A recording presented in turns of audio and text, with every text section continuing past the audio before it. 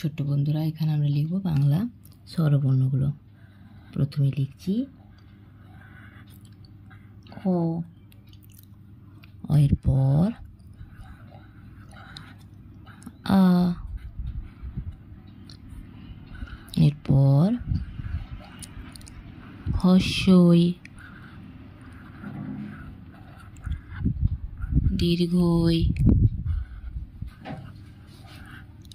হস্য,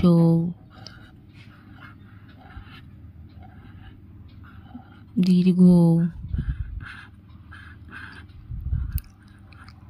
রি, এ, ওই, ও, ও। তাহলে এখানে আমরা লিখলাম বাংলা স্বরবর্ণ অ, আ, হস্যই, দীর্ঘই, হস্য, দীর্ঘ, রি, এ, ওই, ও, ও। আজ এই পর্যন্তই, দেখা হচ্ছে পরের ভিডিওতে। টাটা।